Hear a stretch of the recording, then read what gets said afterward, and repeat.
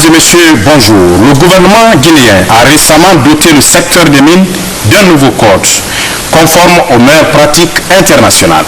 Ce geste qui vise à remédier au faible développement du secteur minier reflète l'engagement marqué du président Alpha Condé pour la transparence, le souci de rendre compte aux Guinéens et également l'annulation des contrats léonais, augmentant ainsi la part de l'État et des populations dans les revenus de ce secteur.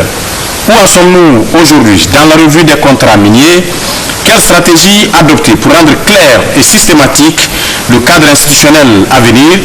C'est de ces questions et tant d'autres que nous allons discuter aujourd'hui dans l'émission Gouvernance qui reçoit son Excellence M. Kerfala Yansane, ministre d'État en charge des mines et de la géologie. Monsieur le ministre d'État, bonjour. Bonjour. Avec nous sur ce plateau, Amadou Tam Kamara de Guinée News qui va nous accompagner dans l'animation de cette émission. Monsieur Kamara, bonjour. Bonjour, Kabakonde. Monsieur le ministre, première question. Dans une de vos interviews, effectivement, à Guinée News, vous dites, je vous cite, « Dans mes lettres de mission que le gouvernement m'a fixées, il faut que je fasse en sorte que les investisseurs reviennent. » Qu'est-ce à dire et que comptez-vous faire pour y parvenir, monsieur le ministre? Je voudrais d'abord vous remercier pour l'invitation que vous m'avez faite de venir ce matin m'entretenir avec vous sur les questions minières. Et nous sommes en très heureux que les médias s'intéressent à ces questions-là et nous sommes disposés à fournir toutes les informations à notre disposition pour que les médias et le grand public soient suffisamment informés. Comme vous le savez, le secteur minier est un secteur important de l'économie guinéenne qui représente une bonne part non seulement du PIB, des recettes de l'État et des emplois, et qui a pour vocation de pouvoir générer des ressources pour pouvoir financer les autres secteurs, comme l'agriculture, comme les infrastructures, l'éducation, la santé, j'en passe. Donc c'est tout à fait normal que vous vous intéressiez à ce secteur et que également le public cherche à comprendre ce qui s'y passe. Donc je disais que dans ma lettre de mission, on me demande de faire en sorte que les investisseurs reviennent. Je pense que notre image a été ternie pendant longtemps. Il faut que cette image soit redorée. Pour cela, il faut que la confiance revienne, qu'on entre dans un système de dialogue avec les investisseurs, qu'on soit transparent et qu'on les rassure en un mot. Le premier acte pour les rassurer, c'est faire en sorte que nos portes leur soient ouvertes. Et deuxièmement, que les discussions qui sont en cours à propos des contrats qui sont en revue, que ces discussions puissent être menées le plus rapidement possible pour que nous mettons derrière nous ces discussions et que ceux qui veulent travailler puissent travailler. C'est pour cela que dès les premières semaines de ma nomination, j'ai pris contact avec le comité de revue des contrats pour que ce comité nous fasse le point de la situation et nous dise où ils en sont, quelles sont les contraintes et quel est le calendrier qu'ils ont. Il faudra préciser que dans cette architecture de réforme du secteur minier, il y a le comité de revue des conventions et le comité stratégique qui est au-dessus de ce comité technique. Et ce comité stratégique est composé de ministres qui à leur tour rendent compte au gouvernement et à M. le Président de la République. Donc c'est dans ce cadre-là que nous avons eu différentes séances avec le comité de revue des conventions. On a pris contact également avec leurs avocats. Je précise au passage qu'on a réussi à ce que la BAD, la Banque africaine de développement, nous assiste, finance des avocats. On a 4 grands cabinets d'avocats qui assistent le comité technique pour que la revue des conventions ne soit pas menée à la légère. Donc c'est mené de manière très professionnelle sur le plan juridique, sur le plan technique, sur le plan financier. Et ce groupe d'avocats fait des recommandations au comité technique qui à son tour fait des recommandations au comité stratégique. Voilà un peu le cadre dans lequel nous travaillons. Et notre souci, c'est de faire en sorte que tous les dossiers qui sont devant ce comité puissent être étudiés, examinés, négociés et qu'on en finisse. entame? Oui, justement, vous avez dit que le comité travaille en synergie avec des avocats, mais in fine, qui prend la décision finale. Je parle notamment du contrat de BSGR qui a fait l'objet d'un examen approfondi et qui, selon les dernières informations, le Conseil des ministres s'est prononcé pour le retrait. Maintenant, quelle est la suite? Vous-même, vous avez décrit le processus. Vous dites que le comité technique a fait son rapport au comité stratégique qui, à son tour, a saisi le gouvernement qui a pris la décision. Donc, c'est le gouvernement qui décide. Et le gouvernement décide au vu de tous les éléments d'information qui sont mis à sa disposition par les différentes instances. D'abord les avocats, ensuite les recommandations du comité technique, ensuite les délibérations du comité stratégique. Et quand nous allons au conseil, les membres du conseil également posent des questions pour s'assurer que les décisions qui sont prises au nom de la Guinée, que ces décisions sont bien fondées. Après cela, bien entendu, lorsqu'il s'agit de recommandations pour la poursuite de l'activité, la convention initiale de la société est revue et mise à jour par rapport au nouveau code minier. Lorsqu'il s'agit de retrait, si on est parti jusqu'à un stade de concession ou de convention, dans ces conditions, il faut un décret pour pouvoir retirer la concession. Et c'est ce qui a été fait dans le cas d'espèce, où il y a un décret qui a été pris le 17 avril, après bien entendu délibération en Conseil des ministres, et après ce décret, le ministre chargé des mines a pris également un arrêté pour retirer le permis. Donc voilà un peu comment les choses se passent, et lorsque ces actes sont pris, bien entendu, il faut qu'il y ait notification aux intéressés comme quoi les titres dont ils étaient titulaires ne sont plus valables. Et c'est également ce qui a été fait. Et tout cela en concertation avec nos avocats. Monsieur le ministre, pour continuer sur le même chemin, le décret du président après l'arrêté du ministre, si les partenaires ne l'entendent pas de cette oreille, êtes-vous prêt à aller en justice internationale avec eux?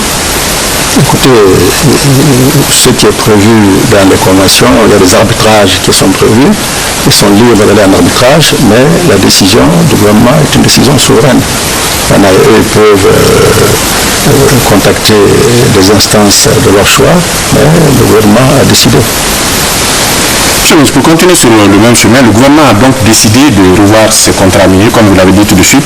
18 projets sont concernés. Nous en sommes où exactement? Et au cas où ces 18 projets étaient libérés, qu'est-ce que la Guinée gagnerait? Vous pouvez imaginer que si ces 18 projets étaient tous libérés, la Guinée gagnerait beaucoup. D'abord, c'est faire revenir la confiance, parce que tant que ces projets ne sont pas libérés, cela veut dire que les investisseurs hésitent encore. Ils se demandent si la Guinée est vraiment déterminée à collaborer avec les investisseurs. Donc si ces projets sont libérés, cela veut dire la création d'emplois. Cela veut dire que l'activité, non seulement dans la zone concernée, mais également le paiement de taxes au gouvernement et toute l'image du gouvernement, l'image de la Guinée qui peut s'en trouver redorée. Non seulement pour eux-mêmes qui sont en train de travailler, mais également pour les futurs investisseurs qui sont à l'étranger, qui attendent.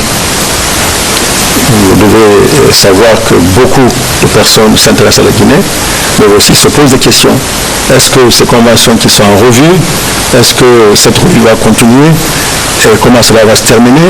Et c'est pour cela que, pour que les choses se passent dans la clarté, nous avons tenu à être accompagnés par des avocats internationaux. Il y a des cabinets français, des cabinets australiens, britanniques, américains, vraiment de tous horizons, pour que la décision qui est prise soit prise en toute connaissance de cause. Peut-on savoir qui paye ces avocats? J'ai dit dès le départ que, en ce qui concerne la revue des conventions, nous avons pu, avec la Banque africaine de développement, avoir une convention de financement avec eux, où la BAD paye une partie des avocats et le gouvernement paye l'autre partie. Jusqu'à présent, les choses se passent très bien. Les avocats ont un montant fixe qui est déjà connu et les avocats travaillent en toute aisance parce qu'ils savent qu'ils seront payés à la fin. Vous êtes vraiment optimiste pour que la Guinée récupère son dû? Déjà pour repréciser concernant les 18 conventions, en fait, quand on parle de 18 conventions, il ne s'agit pas de conventions qui ne sont pas opérationnelles. Là-dedans, il y a CBG, il y a la SAG, donc cela veut dire qu'il y a des sociétés qui travaillent déjà et d'autres qui ne travaillent pas encore. Donc celles qui travaillent, il n'est pas question qu'on arrête leurs activités. Donc cela, je pense, est évident. Nous avons tenu à expliquer au comité technique qu'il faut faire en sorte qu'on établisse des catégories dans le rang de ces projets. Celles qui ne posent aucun problème, celles-là doivent pouvoir être mises de côté et être réglées à l'amiable de manière très rapide. Celles qui posent un grave problème, il faut qu'avec les avocats, on s'assure que nous avons les bons arguments pour pouvoir réduire la distance entre ces conventions et le code actuel. Parce qu'en fait, c'est ça l'objectif. Ces conventions ont été négociées à une époque sous un autre code, c'est le code 95, qui avait ses qualités et ses défauts. Aujourd'hui, le nouveau code est là, qui est beaucoup plus complet, alors que l'ancien code n'avait pas de texte d'application. Donc il s'agit de faire en sorte que nous puissions réduire la différence entre ces anciennes conventions et le nouveau code. Bien entendu, on n'a pas la prétention de faire en sorte que nous éliminions complètement ces différences, mais pour que le marché, qui est un marché unique, pour toutes les compagnies, pour tous les projets, que ce marché ne connaisse pas trop de distorsions. Est-ce qu'à la faveur justement de cette revue, on peut s'attendre à ce que le gouvernement demande à une compagnie comme CBG d'enfin transformer la bauxite dans la nouvelle convention? Tout est possible, parce qu'il s'agit de relire les conventions de ces sociétés et de voir l'adéquation entre ce que ces sociétés ont fait et ce qui était prévu dans la convention. S'il y a un gap entre ce qu'elles ont fait et ce qui était prévu, il est évident qu'on va entrer en négociation pour que nous fassions en sorte que ce qui était prévu puisse être exécuté. Et c'est ça qu'on fait avec toutes les compagnies, y compris la CBG. Si nous continuons sur les sociétés déjà qui évoluent ici en Guinée, il y a le cas très malheureux de Frigia. Frigia est en train pratiquement de mourir. Est-ce que les travailleurs de Frigia peuvent espérer aujourd'hui? Est-ce qu'il y a un lien de cause à effet entre Frigia et Djanga? Moi, le seul lien que je vois, c'est que c'est le même opérateur. C'est Rusal, donc une compagnie d'origine de la Russie. Mais économiquement, juridiquement, je ne vois pas de lien. Djanga est une mine qui est située très loin, Frigia vers la côte. Donc le lien, à mon avis, ne peut pas être un lien tel qu'on puisse dire si Frigia ne marche pas, c'est parce que Djanga est là. Non. Je pense que Frigia a son histoire que nous connaissons. Frigia est l'une des premières usines d'alumine dans le monde, je peux dire, avec une autre usine qui est en Inde. Malheureusement, notre usine, qui était parmi les premières, n'a pas pu être modernisée à temps pour augmenter ses capacités. Si bien que les coûts d'exploitation sont devenus beaucoup plus importants que malheureusement les recettes de la société. Alors, les documents dont je dispose me laissent comprendre qu'à la reprise de cette usine par le partenaire Rusal, il était question que cette usine soit modernisée pour être mise à niveau par rapport aux standards internationaux. Malheureusement, ça n'a pas été fait. Et ce qui devait arriver est arrivé. Et les conflits se sont multipliés. Et là-dessus se sont greffés les conflits sociaux avec malheureusement des dégradations d'installations qui font que lorsqu'une usine de ce genre est arrêtée plus de 24 heures, les dégâts sont tellement importants que les conséquences sont inimaginables. Alors, mon prédécesseur a eu à négocier avec le partenaire de Rusal. Ils ont signé un premier protocole à Paris dans lequel il est question de pouvoir mener des études pour savoir est-ce qu'il faut réhabiliter l'usine telle qu'il est aujourd'hui, avec les machines dont elle dispose, avec la technologie qui est la sienne, ou bien est-ce qu'il faut complètement raser l'usine et mettre d'autres machines d'une autre génération. Donc c'est cette étude qui va être faite.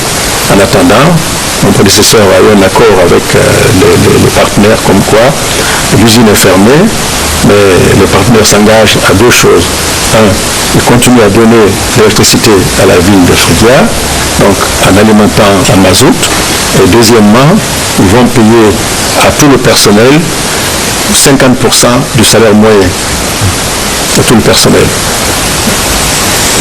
Peut-être que par rapport aux lois sociales de la Guinée, c'est difficile à accepter, mais c'est l'accord qui a été signé. Et notre souci, c'est de faire en sorte qu'on puisse rapprocher le sort qui est réservé aux travailleurs par rapport aux lois sociales. Cela veut dire que lorsque un travailleur est licencié, il y a des implications financières pour le travailleur et l'employeur, en concertation avec l'inspection du travail, doit pouvoir lui régler ses droits conformément à la loi. S'il travaille, il doit être payé complètement. Dans le cas présent, les ouvriers ne sont pas licenciés, ils ne travaillent pas. Donc j'ai compris que c'est un compromis qui a été passé, mais je souhaite que ce compromis ne dure pas trop longtemps, parce que je sais qu'il y a des drames sociaux à Fria, le niveau de vie des populations a beaucoup baissé, la fourniture d'électricité elle-même est irrégulière, donc je pense que le plus tôt on trouvera une solution, mieux ça sera. J'ose espérer que le partenaire puisse trouver une solution rapidement, et aussi lui ne peut pas trouver une solution, qu'on puisse trouver d'autres investisseurs qui seraient prêts à s'investir à Fria. Justement, parlant du même partenaire, en obtenant sa concession, qui a fait l'objet d'une ratification par le CNT, cette convention a été assortie d'un chronogramme de travail assez fixe. On veut savoir aujourd'hui, est-ce que ce chronogramme de travail est respecté par les Russes? Les deux parties se sont donné un calendrier, la Guinée comme le partenaire pour pouvoir faire en sorte que le travail puisse commencer dans un certain délai. Aujourd'hui, je peux dire que la partie guinéenne a exécuté une bonne partie de ses engagements qui concernent les infrastructures. Vous savez, la zone de Sangaredi et la zone où se trouve cette mine-là est liée au périmètre de CBG. Donc récemment, nous venons d'avoir un schéma directeur des infrastructures qui recommande vivement que les compagnies minières travaillent ensemble au lieu que chacune d'elles crée ex nihilo son propre réseau ferré, que s'il y a un réseau qui existe, qu'ils puissent l'utiliser, quitte à ce qu'ils puissent en agrandir les capacités. Alors donc, nous avons mis Roussal et CBG en contact, bien sûr, avec l'ANAIM, qui est le représentant de l'État en matière d'infrastructure minière. Et donc, cela est en bonne voie. Et l'une des manifestations qui a été faite, c'est que le gouvernement a pris un décret qu'on appelle PIN pour pouvoir réserver un couloir à Roussal pour pouvoir faire passer son propre chemin de fer pour le relier au chemin de fer de CBG, de PIN, donc ce projet d'intérêt national. Donc cela déjà est extrêmement important pour pouvoir libérer le partenaire. Deuxièmement, le partenaire a demandé récemment, il y a à peine 2 semaines, toute une série d'autorisations pour pouvoir entamer les travaux de déblaiement, de dégagement de la voie pour pouvoir commencer à construire. Donc cette autorisation concerne le ministère des TP, le ministère du Transport, donc, et l'environnement bien entendu. Donc nous allons nous concerter pour que assez rapidement nous puissions donner droit à la requête du partenaire. Nous avons autorisé la CBG, Roussal, également d'autres compagnies qui sont dans le même couloir, c'est Global Alumina, à pouvoir négocier et utiliser ce chemin de fer de CBG dans des conditions à déterminer, l'État jouant le rôle de régulateur.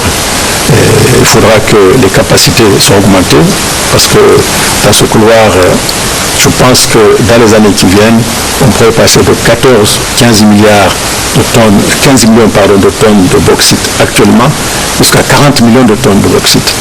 Donc ça veut dire que tout cela ne peut pas passer sur le même chemin de fer tel qu'ils sont aujourd'hui. Il faut que ces chemins de fer-là puissent être agrandis et que les capacités soient telles que tout le monde puisse y trouver son compte. Donc je pense qu'au niveau du gouvernement, nous avons rempli notre contrat. Bien sûr, il y a des études qui sont en cours, parce que cette question de capacité, il faut qu'un consultant indépendant puisse faire des études pour que personne ne soit lésé. C'est ça un peu que j'ai fait comprendre à nos partenaires, que nous, on ne veut rien imposer. Donc ils sont d'accord avec CBG, avec Global Alumina, de recruter un consultant, et je crois savoir que ce consultant a été recruté pour qu'il puisse étudier cette question de capacité et déterminer exactement dans quelle mesure il faut augmenter la capacité des rails de CBG et qui doit faire quoi. Bien entendu, il faudra trouver le financement. Donc je pense que les choses sont très, très complexes, mais c'est quand même en bonne voie, et je pense que ces préalables-là, il faut qu'elles soient bien remplies pour que la mine puisse commencer à travailler. Monsieur le ministre, on parle de la transformation de la bauxite à certains niveaux. Pourquoi le gouvernement guinéen ne se battrait pas finalement pour avoir le produit fini? Je pense que le gouvernement se bat depuis l'indépendance. Les gouvernements successifs guinéens se battent pour viser cette étape ultime de l'aluminium. Je pense que c'est à ça que je pense. Il faut savoir que l'aluminium déjà demande beaucoup d'énergie et l'aluminium encore beaucoup plus. Je pense qu'aujourd'hui, la Guinée est très loin d'avoir l'énergie suffisante, même pour résoudre les besoins traditionnels des populations ou des industries traditionnelles, à plus forte raison l'aluminium. Mais c'est dans notre point de mire. D'ores et déjà, le code prévoit que les incitations fiscales sont beaucoup plus intéressantes pour ceux qui acceptent de transformer la matière première sur place que ceux qui acceptent de l'exporter brut. Donc je pense que ces incitations, à long terme, devraient pouvoir payer, à condition bien entendu que les projets que nous avons dans le secteur énergétique, que ces projets-là puissent voir le jour assez rapidement. Il y a tout un lien étroit entre le secteur minier, le secteur des infrastructures, comme tout à l'heure vous l'avez constaté, et le secteur énergétique. Donc ces trois secteurs doivent pouvoir évoluer en symbiose pour que vraiment nous puissions être à même de développer notre potentiel. Et si nous arrivons à avoir de bonnes infrastructures, avoir l'énergie suffisante, je suis convaincu que le taux de croissance de la Guinée sera autre chose que ce que nous connaissons maintenant. Bien, j'ai pu comprendre que le gouvernement est en train d'inciter les compagnies minières à mutualiser les moyens pour le transport de la bauxite. Est-ce qu'il y a une politique dans le même sens pour le transport du fer? Surtout qu'il y a une compagnie qui est déjà autorisée à sortir par le Libéria. Est-ce qu'on est en train d'œuvrer pour que ceux qui sont dans le sud du pays et qui sont dans le fer puissent mutualiser les moyens pour le transport du fer? Le schéma directeur dont j'ai parlé est un schéma directeur national qui concerne toutes les substances. Ce schéma directeur n'est pas réservé seulement à la bauxite, au fer ou au diamant. Ce schéma directeur concerne toutes les substances. Et récemment, nous avons été à Washington discuter avec nos partenaires pour que le gouvernement puisse transformer ce rapport-là, ces recommandations, en un instrument opérationnel qui permette de mettre en place les règles du jeu, la régulation, la gestion des opérations, et pour le corridor nord-ouest où il y a la bauxite, mais également le corridor sud-est où il y a le fer. Si vous regardez la carte de la Guinée, vous vous rendrez compte que le transguinéen qui va quitter le Simandou jusqu'à la mer, il traverse les 4 régions naturelles. Cela veut dire que toutes les mines qui sont sur le chemin sont des candidats potentiels pour utiliser ce chemin de fer-là. Nous avons les mines de Farana qui, lorsqu'elles seront développées, pourront passer par le même chemin de fer. Nous avons les mines de Simandou 1 et 2 qui, lorsqu'elles sont développées, pourront également emprunter le même chemin. j'imagine que également s'il y a des mines à Gabola également, ils peuvent également descendre et rejoindre ce monde de fer. Donc il s'agit d'un schéma qui n'intéresse pas seulement les compagnies minières, mais qui intéresse le pays, le gouvernement, en matière d'aménagement du territoire. Il serait quand même désastreux que chaque compagnie crée sa propre ligne ferroviaire. Alors vous imaginez la pagaille qu'il y aurait. C'est pour cela que ce chemin a été créé en fonction de 3 grands corridors. Corridor nord-ouest, où il y a la bauxite, corridor sud-est, où il y a le fer, et puis le corridor central qui peut partir de la côte jusqu'à Siguérine et peut-être rejoindre le Mali. Donc il n'y a rien qui soit réservé à une substance. Il s'agit d'un chemin qui concerne l'ensemble des substances et l'ensemble du pays. Monsieur le ministre, nous restons dans le domaine, bien sûr, du fer. Nous allons parler de géant minier, Rio Tinto. À la date d'aujourd'hui, qu'est-ce que les Guinéens peuvent retenir? Puisque Rio Tinto est déjà en Guinée depuis près de 17 ans, à mon avis, et que juste après l'arrivée du président Alpha au pouvoir, 700 millions de dollars ont été payés. Qu'est-ce que c'est devenu? À quoi on peut s'attendre aujourd'hui avec Rio Tinto? D'abord, les 700 millions, je pense que les Guinéens, on l'a souvent dit, mais ça ne fait rien, ça ne fait pas de mal de répéter. Ces 700 millions ont servi à développer une bonne partie des infrastructures. D'abord, le projet Caleta. Comme vous le savez, la Guinée participe au financement. 25% sont supportés par la Guinée. Si on n'a pas eu les 700 millions, on n'aurait pas pu participer à ce financement-là. Deuxièmement, tout ce qu'on a pu faire dans les routes, également dans l'énergie, cela a été fait grâce à une partie de ces 700 millions. Et chaque année, une partie de 700 millions est allouée pour des projets d'infrastructure et versée dans le budget de l'État. Et cela nous a permis, de 2011 à aujourd'hui, de pouvoir continuer à faire ce financement-là sans être en difficulté. Maintenant, pour revenir à Rio Tinto. Rio Tinto, c'est vrai, a été là depuis 17 ans. Mais vous connaissez les péripéties. Le projet Simandou est l'un des plus grands projets au monde, projet minier. En tout cas, c'est le projet le plus important, projet minier en Afrique. 25 à 30 milliards de dollars, c'est beaucoup d'argent. Et pour pouvoir mobiliser un tel montant, pour faire le montage technique, juridique et financier, c'est très compliqué. Le temps est nécessaire. Vous avez suivi de 2006 à 2008 les péripéties des relations difficiles entre le gouvernement Rio Tinto, qui ont fini par le retrait d'une partie des gisements à Rio Tinto, c'est le Simandou 1 et 2. Et donc, il y avait donc le Simandou 3 et 4 qui étaient restés avec Rio Tinto.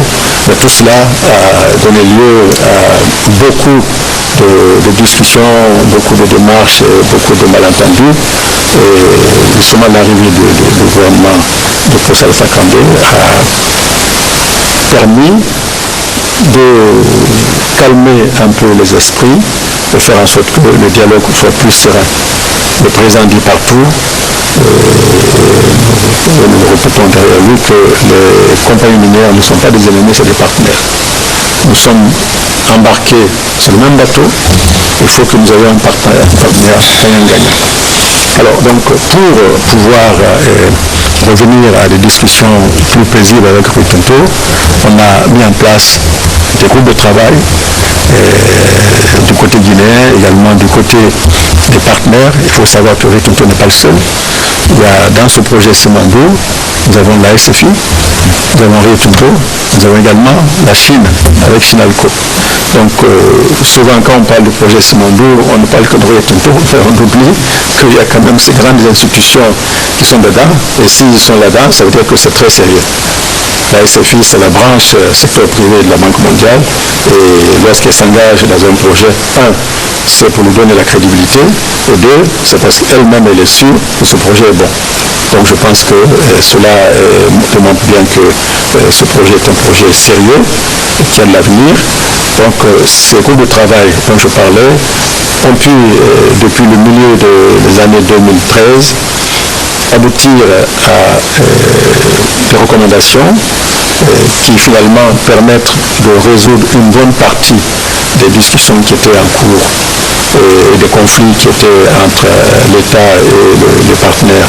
Vous vous souviendrez que l'État était dans une certaine disposition à participer au financement des chemins de fer, dont le montant est de l'ordre de 15 milliards de dollars. Et compte tenu des contraintes financières que cela impose au gouvernement, parce que 51% de 15 milliards, donc ça veut dire qu'on a plus de 7 milliards à rechercher. La priorité du gouvernement, c'est de pouvoir réserver ces financements à l'éducation, à la santé, aux autres infrastructures, alors que, quoi qu'il arrive, cette infrastructure minière devrait revenir à la Guinée, quel que soit le cas de figure. Donc pourquoi se fatiguer maintenant pour mettre de l'argent dans quelque chose qui va nous revenir? Donc finalement, le gouvernement a pris une décision donc, de retirer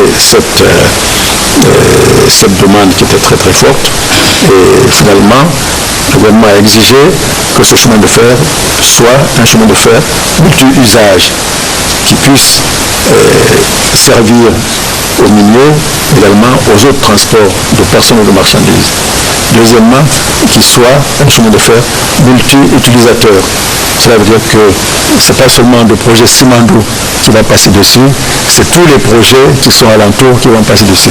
Donc je pense qu'il y a quand même beaucoup de progrès qui ont été accomplis.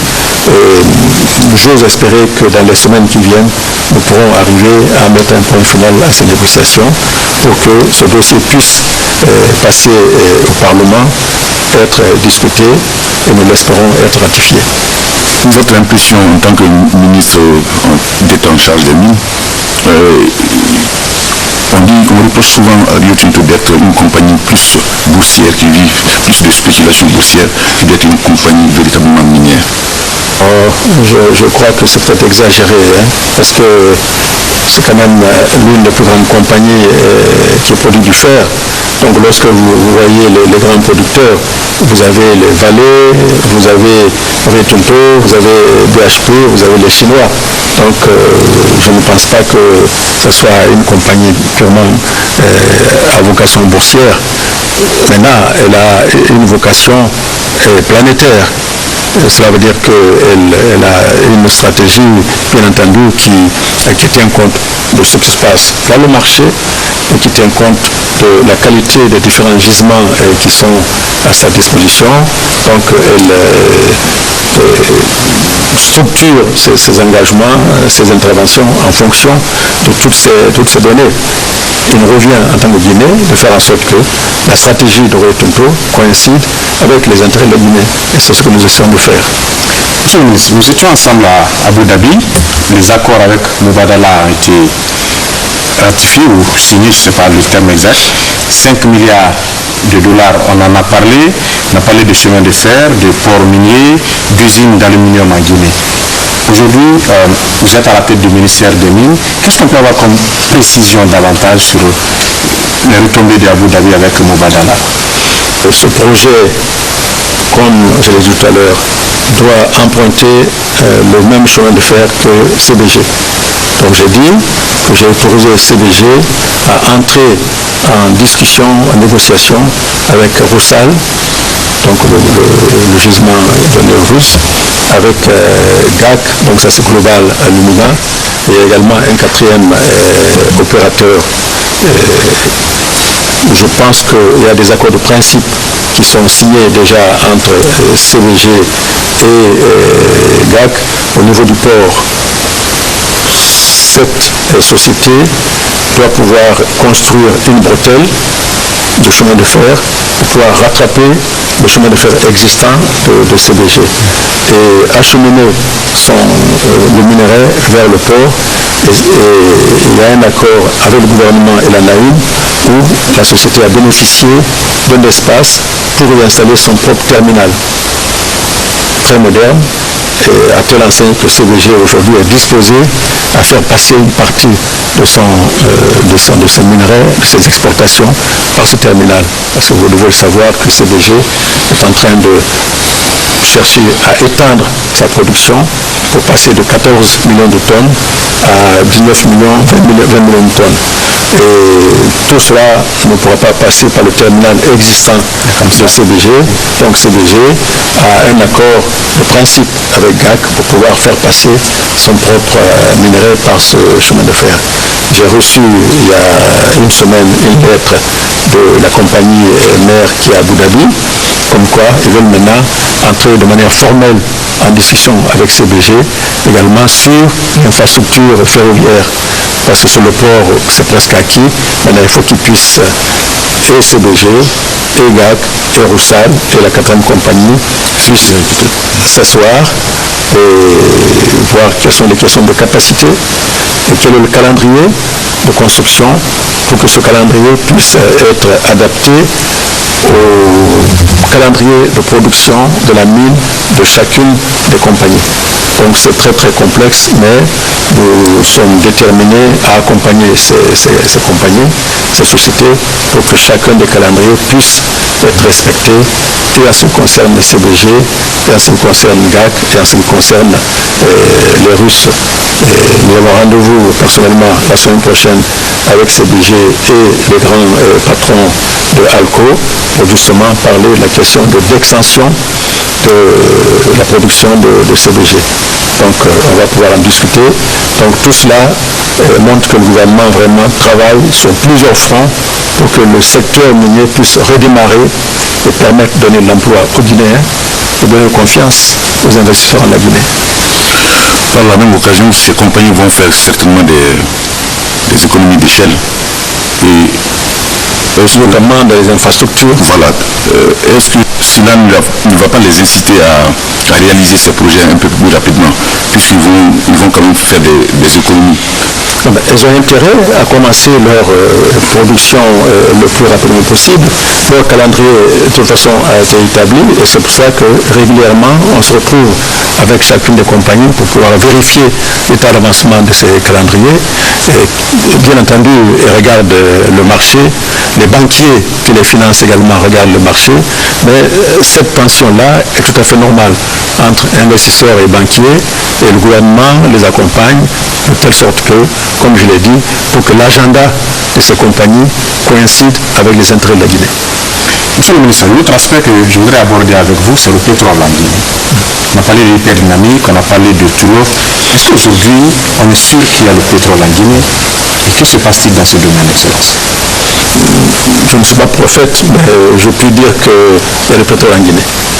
Mais où et dans quelle quantité, c'est ça qui reste à déterminer. Et c'est pour cela que des investisseurs nous sollicitent pour pouvoir déjà faire de forage et déterminer les quantités qu'il y a sur tel ou tel bloc. Vous avez cité une des compagnies qui est déjà opérationnelle, Hyperdynamique, qui est associée à Touloy. Et les deux également, je vais la semaine prochaine également les rencontrer à Paris, comme vous savez, avec ce problème d'Ebola. Beaucoup de nos partenaires préfèrent qu'on les rencontre à l'extérieur. J'ose espérer que cela va se terminer très très rapidement pour que quand même les discussions se passent ici en Guinée. Donc, Toulouse, qui travaille avec Hyperdynamique, a eu donc l'autorisation de pouvoir faire des forages. Et malheureusement, il y a quelques semaines, il y a eu des incompréhensions entre les deux compagnies, entre Toulouse et Hyperdynamique. Et justement, je dois les rencontrer pour bien comprendre la portée de ces incompréhensions, pour que les activités qui nous intéressent sur place ici soient reprises et qu'on puisse continuer et qu'on puisse clairement nous dire qu'est-ce qu'il y a comme qualité de pétrole en Guinée et en quelle quantité cela se trouve. Donc je pense que dans les semaines qui viennent, on pourrait être fixé. Je précise que parallèlement, nous sommes en train également de refaire le code pétrolier. Et les travaux sont bien avancés parce qu'on avait un code qui remonte à 1986, donc qui est complètement dépassé par rapport aux réalités actuelles. Justement, en fait, il y a un nouveau code pétrolier en cours d'élaboration. Est-ce que cela n'impacte pas sur la célérité des travaux de Hyperdynamics et de Tullow? Non, je ne pense pas que ça impacte. Parce que de toute façon, il s'agit pour eux de pouvoir déterminer est-ce qu'il y a ou non du pétrole, en quelle quantité. Et d'ici qu'ils finissent, le code sera terminé et les règles du jeu seront claires et en ce moment on pourra se retrouver. Nous avons un comité des opérations pétrolières entre ces compagnies et la Guinée et on se retrouve périodiquement pour pouvoir discuter. Donc je ne crois pas. Au contraire, pour nous c'est un test important pour que nous puissions dégager les règles du jeu avec ce code-là. Il faut déjà qu'on puisse avoir une idée de ce que nous avons comme substance chez nous en matière pétrolière. L'accord entre Tullow et Hyperdynamics, est-ce que l'État a été associé? Oui. L'État a été. Ces compagnies, lorsqu'elles rentrent en concertation, normalement, elles doivent informer l'État. Souvent, ça n'a pas été le cas avec CSGR. Voilà, c'est quand justement les compagnies entrent en association avec d'autres sans informer l'État, c'est là où il y a des problèmes. Et là, ils ont informé l'État a été au courant et l'État donc a donné sa bénédiction, d'autant plus que Tullow est une société de réputation internationale qui travaille sur toute la côte ouest africaine et même jusqu'en Angola. Donc nous pensons que Hyperdynamics qui était au départ un financier, maintenant il y a des pétroliers qui sont joints à eux. Nous pensons que cette association est une bonne association. Maintenant, nous voulons savoir en quelle mesure il peut nous aider à connaître exactement qu'est-ce que nous avons comme pétrole, en quelle quantité, à quelle qualité. La notion de ticket d'entrée existe dans plusieurs codes pétroliers dans d'autres pays. Est-ce que dans ce projet de code pétrolier, le ticket d'entrée est prévu? Oui, c'est prévu en fonction, pas seulement pour le pétrole, mais également pour la bauxite. Nous sommes actuellement en train de mettre un appel d'offres des gisements que nous avons récupérés avec BHP dans la zone de Sangaré-Bofa. Et là, nous pensons qu'un ticket d'entrée devrait être payé par ceux qui vont gagner l'appel d'offres. Donc c'est un principe qui est général. Monsieur le ministre, cet entretien tire pratiquement à la fin. Nous sommes en Guinée, on a vécu 3 premières années très difficiles dans le premier mandat du président Alpha Condé. Nous sommes à la 4e année, une année où les Guinéens s'attaquent au travail. L'année prochaine, c'est l'année des élections. S'il y avait un message aujourd'hui pour les Guinéens, lequel serait le vôtre, monsieur le ministre d'État? Moi, je pense que c'est le message de poursuite des efforts. Je crois que ce qui a souvent gêné la Guinée, c'est que nous faisons des efforts par à-coup, sur le moment, et après on baisse les bras. Dans la vie, il faut faire des efforts continuellement, comme l'hygiène. Tous les jours, on se lave, tous les jours, on brosse ses dents. Et donc il faut que les Guinéens sachent que rien ne vient avec facilité et que c'est avec le travail que nous pouvons nous en sortir. Voyez-vous, on nous dit scandale géologique, mais sans travail, nous allons être assis sur la montagne et on n'aura rien du tout. Et c'est ça que je me suis évertué à dire aux populations chaque fois que je vais à l'intérieur, que ce soit à Beila ou à Lola, je leur dis, vous avez la montagne qui est là depuis des millénaires et vous êtes là depuis des centaines d'années, vous êtes toujours pauvres et cette montagne, vous ne pouvez pas la couper et la manger. Il faut que ceux qui viennent, qui ont des ressources, qui ont l'expertise, vous puissiez travailler avec cela pour que cette montagne devienne une richesse, pour que vous ayez des écoles, vous ayez des routes et que vous ayez des centres de santé. Donc je pense que l'effort est extrêmement important. Ceux qui disent que les choses traînent les choses, tardent à venir, je pense qu'ils ne connaissent pas la gestion d'un État. La gestion d'un État est très compliquée. Et malheureusement, dans la situation où on a encore beaucoup de faiblesses. Vous voyez notre administration qu'on est en train de réformer. C'est tout cela qu'il faut mettre en marche pour que nous puissions sortir de la situation d'État fragile vers un État stable. Et tant qu'on n'est pas un État stable, je pense que ce sera extrêmement difficile. Et pour cela, il faut travailler.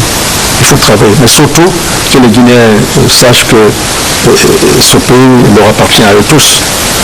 Quand je vois un projet comme Simandou, ce projet, c'est un projet national.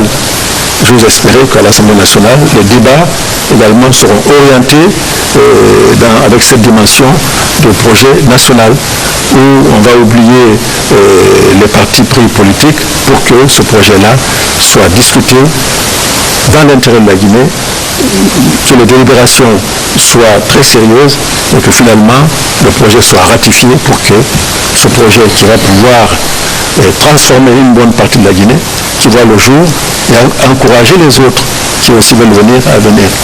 Parce que lorsqu'on voit ce qui se passe à Zogota, les gens se disent la Guinée, ce n'est pas un pays où on peut travailler. Je pense qu'il faut démontrer le contraire, que la Guinée est un pays où on peut travailler sérieusement et en paix. N'est-ce pas répéter, M. le ministre? Bien sûr, c'est pour ça qu'on est là. Écoutez, moi je pense que c'est pour ça que moi j'ai accepté de revenir, parce que je crois en la Guinée. M. le ministre d'État, merci. Merci beaucoup. Merci, Excellence. Merci beaucoup. M. Camara, Merci. merci d'être là. Mesdames et messieurs, amis téléspectateurs, un débat sans langue de bois, sans fioriture, qui nous a permis à vous et à nous d'être fixés sur ce qui se passe aujourd'hui dans ce pays, sur ce qui va advenir de notre Guinée à nous tous. Bien sûr, avec ces derniers conseils, j'espère que les Guinéens comprendront. Nous avons parlé des mines, nous avons parlé de l'avenir de la Guinée dans le domaine des mines avec notre invité, le ministre d'État en charge des mines, son Excellence Kerfala Yassani, que nous remercions d'être venu. Merci également à M. Amadou Tam Kamara, qui est le patron de Guinée News, un journaliste également qui a accepté de nous accompagner dans cette émission. À vous, amis téléspectateurs, merci d'être restés en compagnie de la télévision nationale. Au plaisir de vous retrouver très bientôt. Où que vous soyez, bonjour chez vous.